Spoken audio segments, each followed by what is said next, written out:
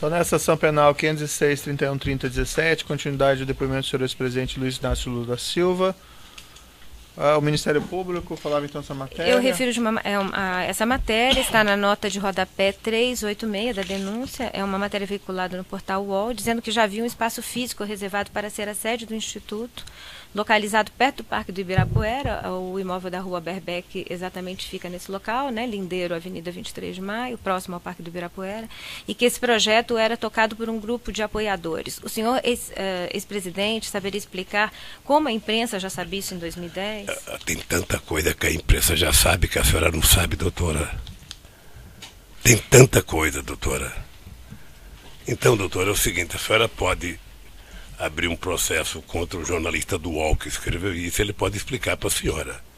Pois não. A matéria diz, um prédio de 3 andares, próximo ao Parque do Ibirapuera, em São Paulo, está reservado para ser a sede.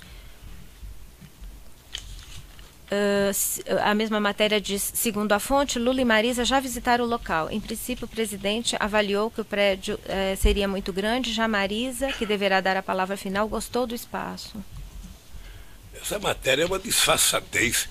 Eu visitei o prédio com a dona Marisa em junho de 2011 para dizer que nós não íamos adquirir aquele prédio, que não tinha nenhuma utilidade aquele local para fazer e que a gente iria pedir o terreno. Certo. Quem marcou essa visita, a que o senhor está fazendo referência, de 26 de julho de 2011? O Paulo Okamoto, presidente do Instituto Lula. Que data vênia já foi referido aqui, já foi esclarecido, por isso eu pediria a Vossa Excelência que observasse as respostas que já foram dadas, a fim de que não haja repetição das perguntas. Pois não. Nas respostas escritas que o senhor ex-presidente prestou nas investigações, evento 1, anexo 273, o senhor ex-presidente disse que não houve nenhum contato com o Grupo Odebrecht e reafirmou isso aqui hoje, com respeito ao imóvel da Rua Doutora Berbeck.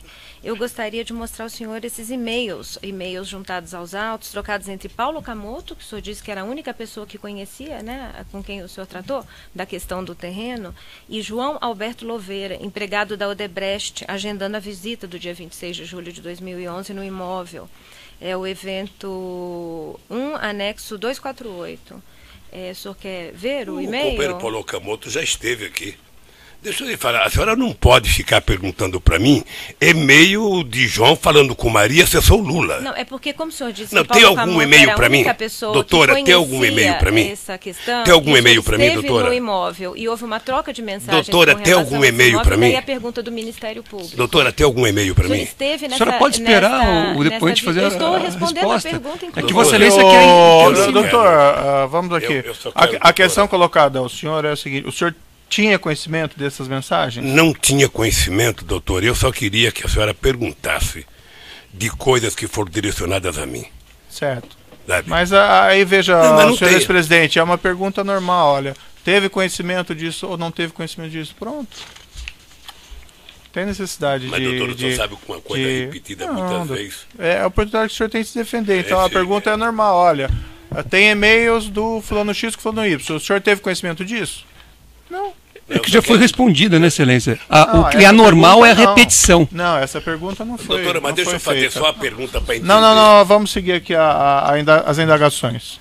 O senhor me permite, por favor? Permito. O senhor, ex-presidente, permite uma colocação? O que a minha colega estava dizendo é que o senhor, até o presente momento, tem apontado o senhor Paulo Okamoto como sendo a pessoa, o seu interlocutor para esses assuntos. E estes e-mails eram justamente dirigidos ao Paulo Okamoto. Deixa eu... E é só essa questão. Posso corrigir? Não foi apontado como interlocutor. Eu acho que a afirmação de Vossa Excelência não corresponde com o que foi dito pelo depoente. O depoente disse que foi informado da visita pelo senhor Paulo Okamoto. Não usou a palavra interlocutor que foi usada por Vossa Excelência. Mas não era o Paulo Okamoto que tratava Não, mas deixa eu falar, assunto? doutor, é que o Paulo Okamoto é presidente do Instituto Lula. Ele é o presidente.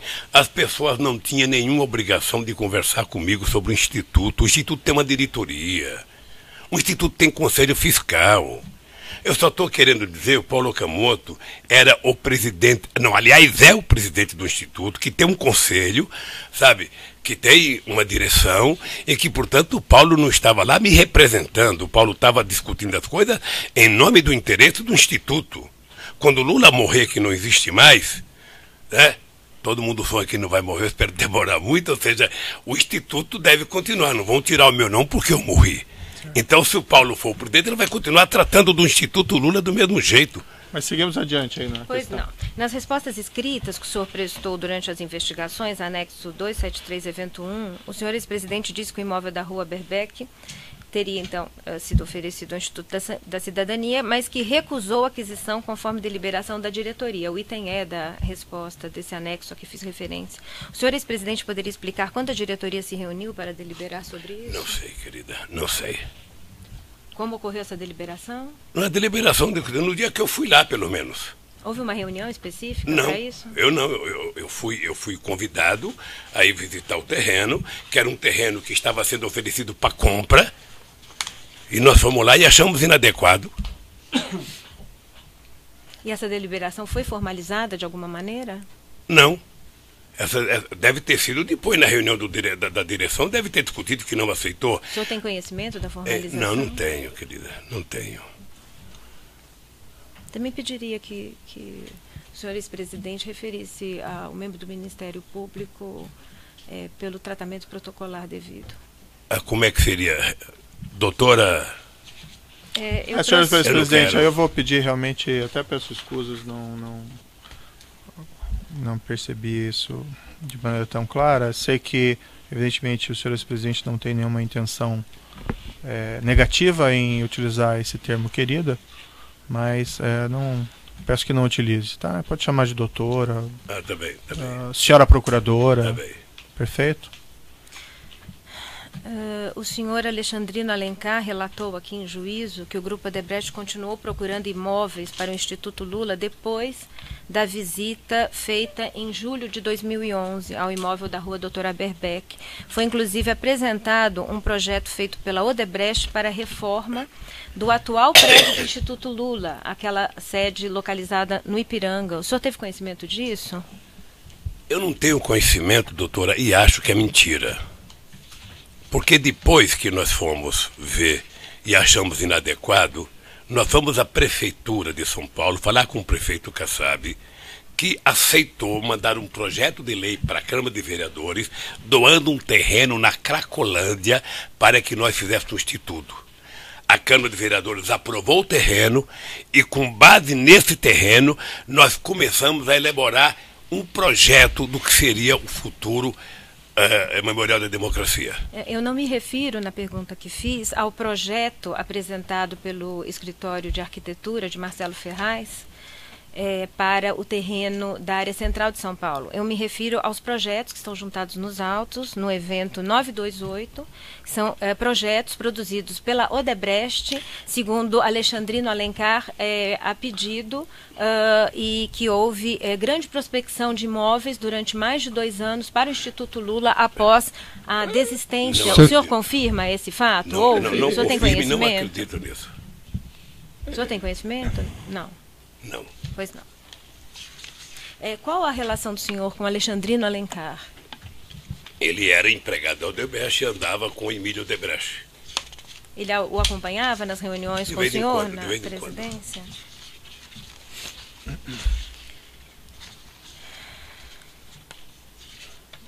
Peço só um momento, por favor.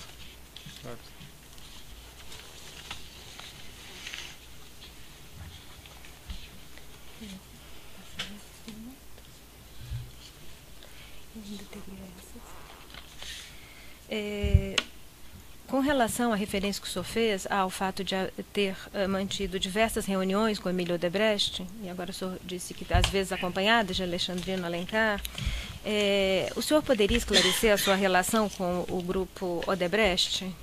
A mesma relação que eu tinha com todo o empresariado brasileiro. Se a doutora se lembrar bem, eu fui o presidente que mais fui ao Ministério Público. Eu fui o presidente que mais reuni empresários de todos os setores desse país. Fui o presidente que mais viajei, sabe, o mundo. Fui o presidente que mais viajei no país e, portanto, fui o presidente que mais tive contato com empresários. Sim. Muitos, mas muitos, com todos. E o Emílio era um grande empresário, como era grande empresário a Camargo Correia, a OAS, os produtores de etanol, o Pão de Açúcar, as indústrias automobilísticas, toda a gente conversou comigo todo o tempo. Não tinha preferência a Odebrecht. Mas nessas reuniões, Emílio Odebrecht levava pedidos de interesse do grupo Odebrecht? Não, o Emílio era um empresário organizado e eu passei a adotar, sabe, todo empresário que conversasse comigo tinha que dizer antes qual era o assunto. Porque você não pode fazer uma reunião com o empresário e chegar lá, o empresário chegar com uma pauta e você não tem informação. Tá? Então o Emílio levava a pauta do setor, sabe, levava a pauta da ABDIB, levava a pauta do Sindicato da Construção Civil, e assim levava, o etanol levava a pauta do setor de etanol, a indústria automobilística levava a pauta da indústria automobilística. Levava questões relativas à Petrobras? Relações ao desenvolvimento do Brasil. E a Petrobras era uma empresa que tinha muita importância no desenvolvimento do país. Pois não. Há uma outra audiência, um documento relativo à audiência com o presidente Luiz Inácio. Além daquela que fiz referência anteriormente, é um documento que consta do evento 928, anexo 13, audiência com o excelentíssimo senhor presidente da República, Luiz Inácio Lula da Silva, Brasília, 5 de agosto de 2005. Dentre os diversos pontos desta pauta, há referência no item 6, diversos, relação com a Petrobras versus importância do diretor PR. Seria Paulo Roberto? O senhor tem conhecimento? Antes, pela ordem, eu gostaria de esclarecer. Examinar o documento dos autos? Eu gostaria de esclarecer pela ordem que esse documento é objeto do incidente de falsidade também. Certo. A pergunta é se o senhor se recorda dessa certo, reunião. mas é que me parece. Se teria havido essa reunião e se foi tratado desse assunto. É que a defesa gostaria só de ter. Só de ter a palavra. palavra. Intervém toda hora no interrogatório novamente. Tudo bem, mas tudo bem, só que a lei me dá esse direito de formular a questão de ordem. Estou levando ao juízo a questão de que este documento é objeto de incidente de falsidade que ainda não foi processado. Perfeito, mas isso impede de ser feita pergunta sobre ele ao seu cliente? Isso impede, sim, impede por uma simples questão, porque há inclusive informações que foram juntadas aos autos a respeito disso. O doutor já colocou o seu ponto, agora sim. Sim, mas se Vossa Excelência puder... Não, eu já ouvi o senhor, o doutor já falou. Eu não terminei meu raciocínio, É que Vossa Excelência quer cortar a defesa. O senhor ex-presidente... O incidente não impede as perguntas e a pergunta se recorda de uma reunião em que houve esse tema, só isso. Tem medo que o seu cliente tenha que responder? Não, medo não tenho, medo nenhum. Vossa Excelência não respeita a defesa. Vossa Excelência não respeita a defesa.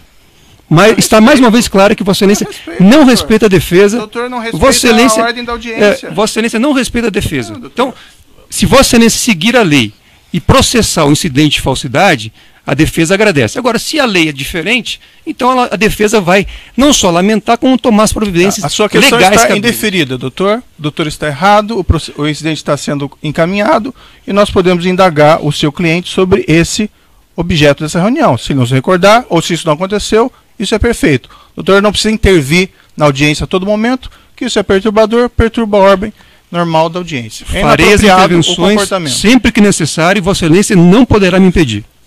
Doutor Moro, eu só queria dizer o seguinte, vamos voltar à normalidade aqui. É o seguinte, vocês têm o direito de perguntar, ele tem o direito de não concordar, o juiz Moro tem o direito de indeferir, eu tenho o direito de falar ou não falar. Então está deferida a questão. Então peço para o senhor responder. Nunca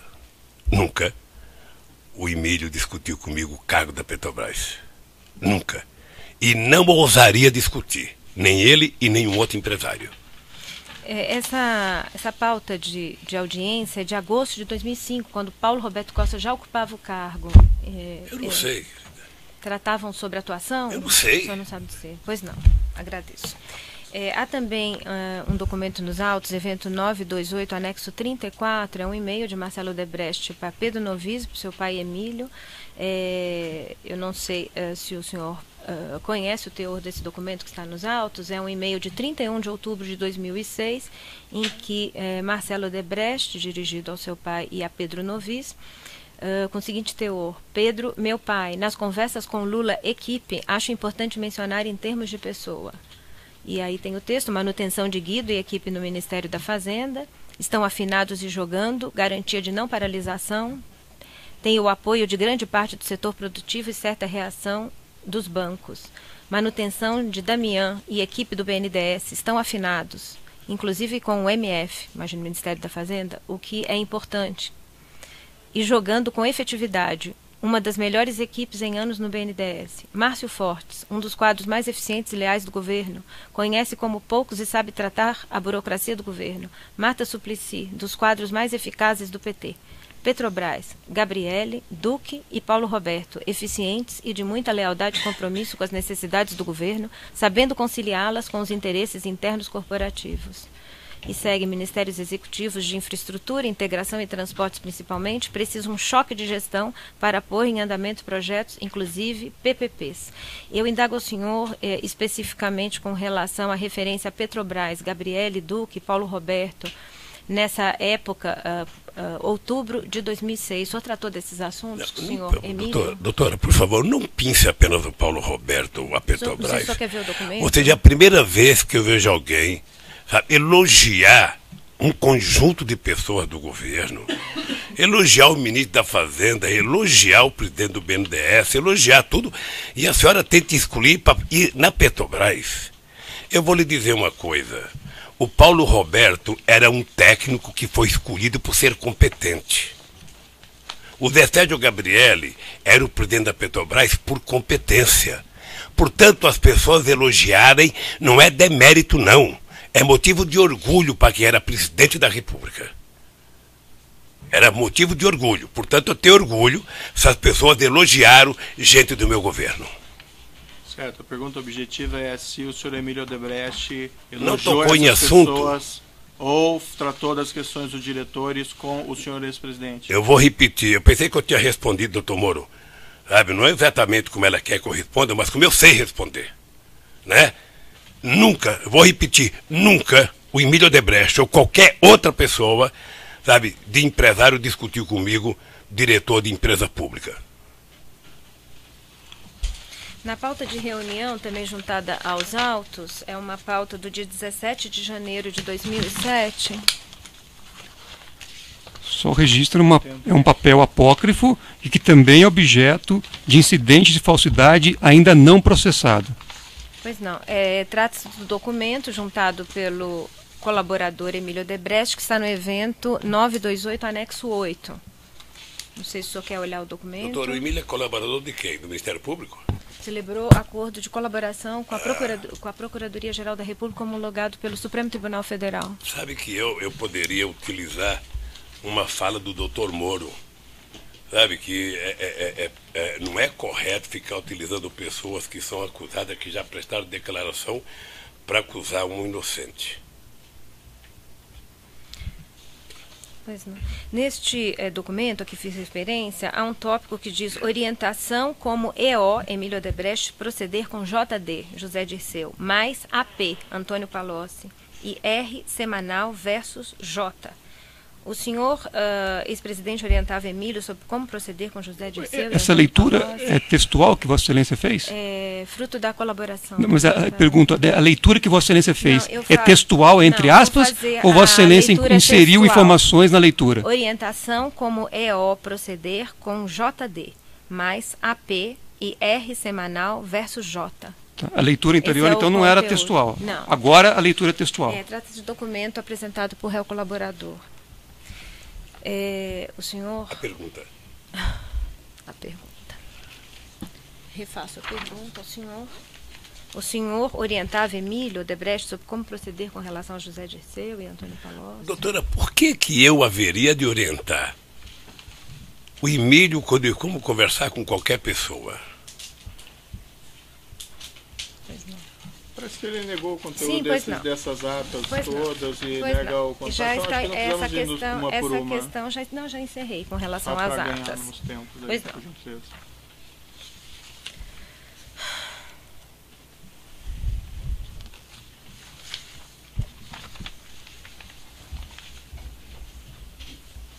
A construtora Norberto Odebrecht fez doações de 4 milhões para o Instituto Lula entre o final de 2013 e 2014.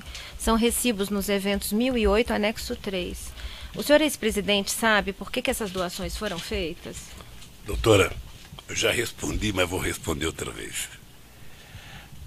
A Odebrecht não tinha que pedir a opinião do Lula para fazer doação, porque o Lula não é diretor do Instituto Lula. Se ela fez alguma doação, essa doação está contabilizada no Instituto. Antônio Palocci disse que pediu essas doações para Marcelo, atendendo solicitação de Paulo Okamoto. O senhor tinha conhecimento disso? Não. O senhor Marcelo Odebrecht disse que essas doações foram deduzidas de uma conta corrente geral de propina mantida pelo grupo Odebrecht para beneficiar o governo do Partido dos Trabalhadores. E, doutora, essa é a peça de ficção mais hilariante que eu vi na fala do Palocci. Eu, sinceramente, eu não sei qual era a relação que o ex-ministro Palocci tinha com o doutor Marcelo Odebrecht. Eu não sei. Os dois têm mais de 35 anos de idade, têm autonomia, conversava e nunca me pediram para conversar. Sabe, se eles conversavam coisas, se tinha a fundo, se não tinha fundo, o doutor Palocci que explique. O Marcelo que explique. Certo, mas o dado concreto é que nem o Marcelo, nem o Emílio Odebrecht, eu nunca... Doutora, se eu responder e a senhora não prestar atenção, eu vou achar que não tem sentido o que a senhora me perguntou. O seu depoimento está gravado. Sabe, mas eu queria que a senhora ouvisse, porque quando a senhora pergunta, eu fico olhando para a senhora. Até por uma questão de respeito. Certo, mas o senhor estava respondendo, né? Eu estou lhe falando que nunca o Marcelo Odebrecht, nunca o Emílio Odebrecht, nunca nenhum empresário nesse país discutiu finança comigo. Nunca. Alguma vez lhe referiram sobre a existência de uma provisão de valores denominada conta amigo ou subconta amigo? Que está registrada em planilha? Não, eu fico sabendo disso porque a imprensa escreve. Planilha Programa Especial Italiano? Não. Eu tratava os empresários como empresários. Portanto, eu vou repetir, porque eu não sei se tem mais pergunta, doutor, é o seguinte. Eu tomei posse em janeiro de 2003 como presidente da República, deixei a presidência dia 30 de dezembro de 2010. Eu continuo desafiando um empresário que diga o seguinte: eu conversei de dinheiro com o Lula, seja 10 centavos ou 10 milhões.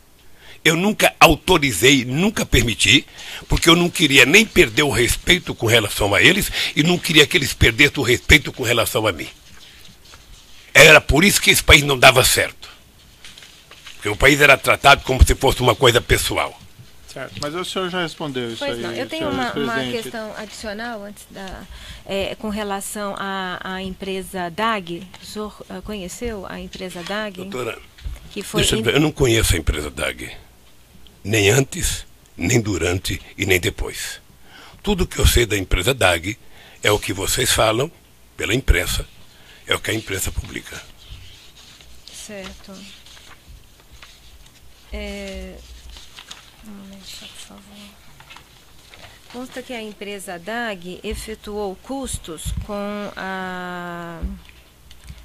o afretamento de uma aeronave que foi cedida para uso do senhor ex-presidente em viagem realizada à República Dominicana, o que é objeto de uma ação que corre na 10ª Vara Federal.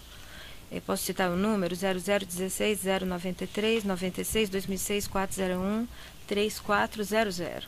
Consta dessa ação que a empresa DAG não afretou a aeronave. O senhor tinha relação com essa empresa DAG, como acabei de perguntar anteriormente? Doutora, eu fiz 76 viagens nesse mundo para fazer palestra. Eu não contratava palestra. E eu não contratava avião. As pessoas que me contratavam tinham a obrigação de me pegar em São Paulo, me levar onde ia essa palestra e me trazer de volta para São Paulo. Eu nunca fui saber, sabe, quem é que pagava, porque nos contratos meus, a empresa que me contratava era obrigado a garantir o direito de ir e vir meu. Portanto, eu não sei se quem pagou foi a Dago, Itaú, Bradesco, Bamerindos. Não tenho a menor noção. E o senhor tem conhecimento? Agora, se tiver, deve estar no contrato. O senhor tem conhecimento que a empresa DAG fez pagamento da ordem de R$800 mil para o senhor Glaucus da Costa Marques no bojo da contratação deste imóvel da rua Doutora Berbeck Brandão? Eu vi no depoimento do Glauco ele dizendo isso. Agora, pelo que ele disse, ele tinha direito de receber. É a participação dele no negócio, na venda? Qual é o erro? O senhor sabe se ele empregou recursos nessa não sei, compra? não sei.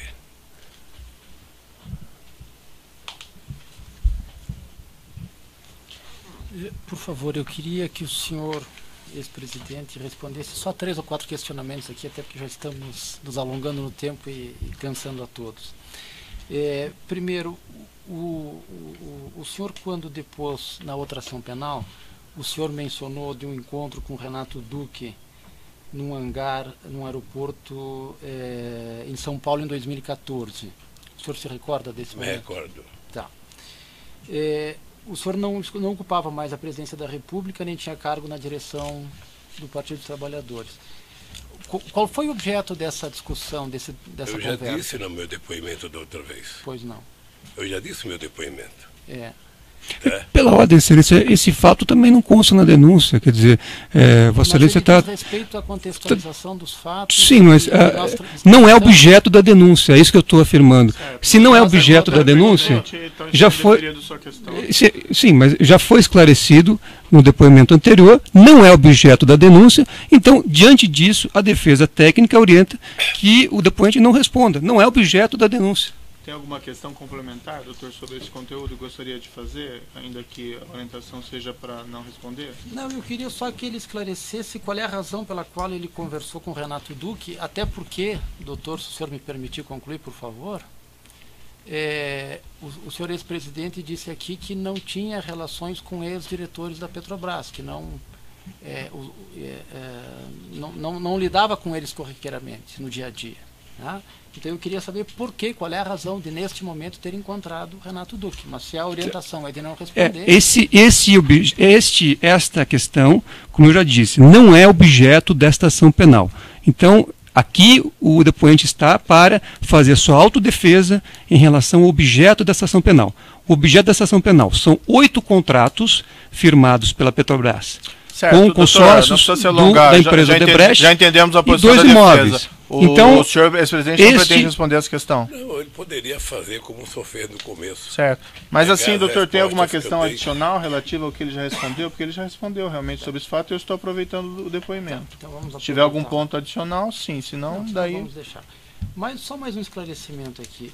O senhor usou uma expressão quando falou do apartamento contíguo ao seu apartamento lá em São Bernardo, que houve o falecimento do proprietário e a aquisição. O senhor utilizou uma expressão que foi lógica sequencial, que a lógica sequencial foi comprar para continuar a poder utilizando aquela... Não foi feita essa afirmação. A lógica sequencial... Pois não. A lógica sequencial Sim. foi continuar pagando aluguel. Porque eu já vinha pagando desde 1998, quando eu comprei. Certo. Então, a lógica sequencial era continuar ocupando e que o aluguel continuasse a ser pago, era isso. Mas quem fazia o pagamento dos aluguéis já foi esclarecido. Da República? Doutora, de 2007 para diante, quem pagava isso até o dia 31 de janeiro de 2010 era a segurança da Presidência da República. A União Federal. Né? A Presidência da República, a União. Isso está documentado nos autos, Excelência. Várias vezes foi feita essa afirmação. Você acabou de dizer que ele vinha pagando. Certo. Consta documento dos autos.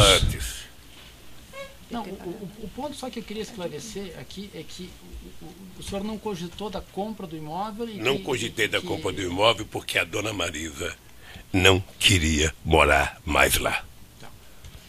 O terceiro aspecto que eu queria que Vossa Excelência, por favor, esclarecesse é o seguinte: o senhor Antônio Palocci foi seu ministro, foi seu companheiro de partido, o senhor o demitiu como ministro, ele foi eleito deputado federal. O senhor o conhecia talvez melhor do que qualquer uma das pessoas nessa sala. Tá? Eu pergunto, o senhor nunca identificou essa faceta que o senhor, tão negativa que o senhor está atribuindo? Não, eu terminei elogiando o Palocci. Eu disse que o Palocci foi o ministro da Fazenda muito competente, que ajudou muito esse país. Tá? Eu disse que eu não conhecia, era essa simulação que ele fez aqui a semana passada. Ele veio, doutor, me desculpe, mas ele veio para cumprir um ritual. Quem conhece o Palocci, como eu conheço, percebeu que ele estava cumprindo um ritual. Eu já vi o Palocci em situações difíceis na área econômica. O Palocci veio preparado para dizer, sabe, que tinha um fundo que eu sabia, para dizer que o doutor Emílio tinha me procurado para conversar, para dizer que eu tinha tentado bloquear a justiça, que eu chamei ele para conversar, para bloquear a justiça, sabe?